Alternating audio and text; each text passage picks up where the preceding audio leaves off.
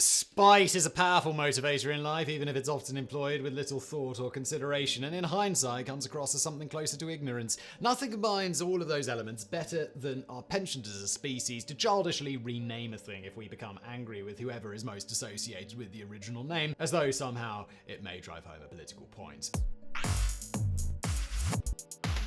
Number 10. Kiwi used to be Chinese gooseberry. Kiwi fruits are a sweet and tangy treat with a distinctive bright green flesh that makes them both delicious and eye-catching. They're so closely tied to New Zealand that we actually call the people from New Zealand Kiwis. Fruit is native to China actually, and was only introduced to New Zealand in 1904. At that time they were called Chinese gooseberries, a name that remained until 1959 when New Zealand officially changed the name of their exports to kiwi fruit. New Zealand's efforts to export kiwi began in the 1950s, and thanks to the Cold War, the name Chinese gooseberry was not going over well in America. Even the gooseberry part was bad. They actually tried to call them melonettes for a while, except melons were subject to high tariffs, so that was a bad idea too. Kiwi fruit was suggested, and judging by the fruit's present-day popularity, is a pretty good choice. Number 9. Sauerkraut became Liberty Cabbage in 1918. Nothing stunts a person's creative juices quite like war, and it seems we'll be hammering that point home soon enough. For instance, sauerkraut is inextricably linked to Germany, so much so that Germans are sometimes derisively called krauts. The name sauerkraut means sour cabbage, but it's one of the foods most closely associated with the country. When World War I hit, German culture was no longer considered something to celebrate in America, and some effort was made to scour our references to anything German. Sauerkraut fell victim to that movement, and for a time it was rebranded by some as Liberty Cabbage. Sauerkraut makers in America were losing a considerable amount of money on their product, and they made open appeals in the press to the government for help. They proposed the change in name as a means to make people happy and get sauerkraut back on the table. Number 8. French fries became freedom fries during the Gulf War. One of the most famous cases of renaming a food despite another nation hails from the Gulf War and the freedom fries debacle. In 2003, as America was preparing to invade Iraq, not all of their allies were on board with military action. France in particular objected to the American approach. With many perceiving France's opposition to war as a betrayal, anti-French sentiments grew in America and came to a bubbling oily head when a restaurant owner in North Carolina decided to strike French fries from the menu, at least in name. They became freedom fries, and the move made national headlines. It even inspired some congressmen to want to change the name of fries in the cafeteria at the Capitol. For their part, France responded by suggesting that the world was in the midst of something rather important, and they didn't have a lot of time to care about what people were calling potatoes. The fact that French fries aren't actually French but from Belgium may or may not have come up at the time. Number 7. Iran turned Danish pastries into roses of Muhammad. You know a food is truly bound to the people that produced it when it's just known by the name of those people. Danish may actually be the only food that this applies to. Everything else tends to employ at least one other word. Turkish coffee, Irish cream, French bread, but not Danish. The name gives away nothing at all about what you're eating, just where it came from. In 2006, the Danish was met with resistance in Iran after a Danish paper published pictures of the Prophet Muhammad. That, as you know, is strictly forbidden in the Muslim faith, and some people take it pretty seriously, or as seriously as you think changing the name of a pastry may be. The name, for a time anyway, was swapped out with the Roses of Prophet Muhammad. Not nearly as succinct as the original, but certainly a counter to what had offended people in the first place. The change was ordered by Iran's Confectioners Union and resulted in some bakeries simply covering the word Danish on signs. Number 6. Chicken Kiev has become Chicken Kyiv. Chicken Kiev was a classic restaurant dish that is actually pretty rare to find on menus these days because it's considered a bit old-fashioned, like steak Diane or chicken cordon bleu. It's just a chicken breast pounded flat, rolled around something like herbed butter, then coated in egg and breadcrumbs before being fried. But it's also rather controversial. Chicken Kiev is slowly becoming Chicken Kyiv. The difference is not in the recipe, just the name. Kiev was the name of the Ukrainian city when the country was under Soviet rule. It's the Russian spelling as well. Kyiv is how it's known in Ukraine to Ukrainians, and they want people to call it that instead of the name the Russians gave it. The change has been going slow, but the 2022 war has boosted efforts among people supporting Ukraine enough that there are even frozen entree versions of the dish now branded with the Ukrainian Kyiv spelling.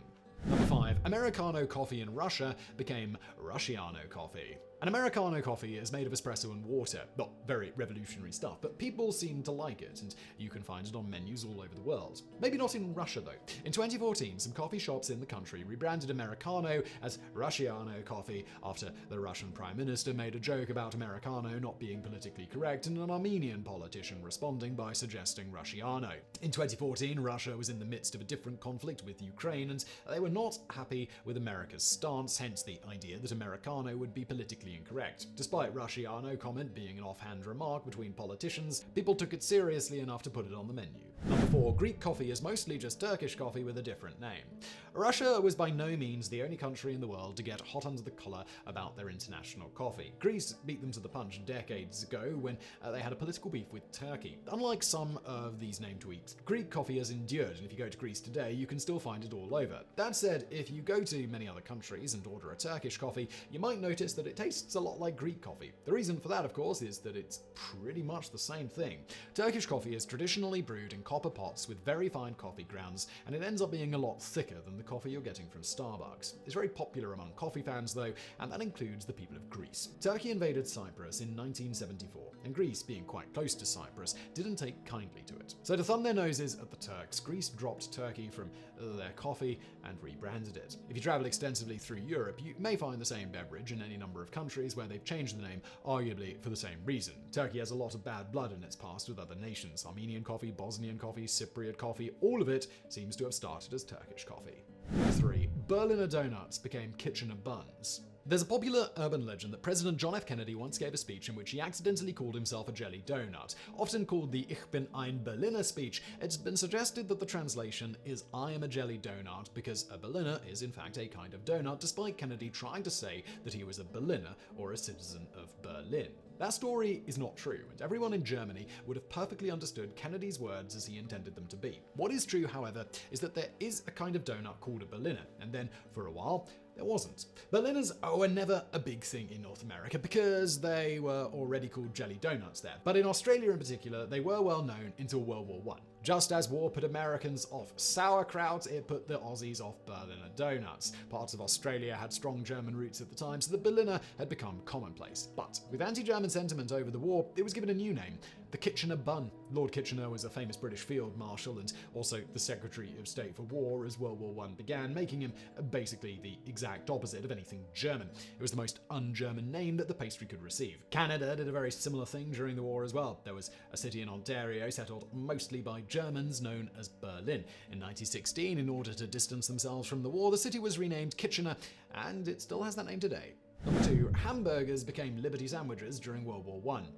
Historically and gastronomically, the Germans cannot catch a break. After losing sauerkraut and Berliners, one of the few things Germans had left, though it was arguably barely German, was the hamburger. It was once again during World War I, when America was vehemently opposed to all things German, that the staple of the fast food industry was knocked down a peg. You see, hamburgers get their name from Hamburg, Germany. The concept of mincing meat with some seasonings was made famous there. The result was a meat patty called a Hamburg steak that was popular but expensive. But it wasn't a hamburger, it was just the meat. The concept of the Hamburg steak came to America with German immigrants long before the war. Then some unknown innovator came up with the idea to make it easier to eat by putting it on bread. So it was likely invented in America using a German concept. Regardless of the hamburger's true origin, the name was too German for some during the war, and keeping with the uncreative concept of renaming at the time, someone came up with Liberty sandwiches. We can all be thankful that that name didn't stick. Number 1. Poutine was renamed because of the Russia-Ukraine war.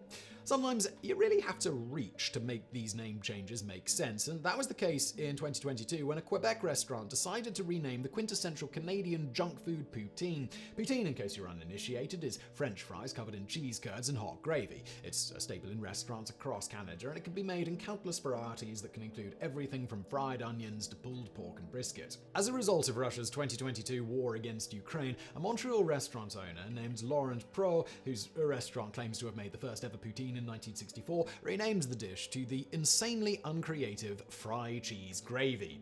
What does any of this have to do with the war in Ukraine? While most people of the English world pronounce poutine, that's not how you pronounce it in French. In French, it's pronounced closer to Putin, and that is also how you pronounce Vladimir Putin's name in French.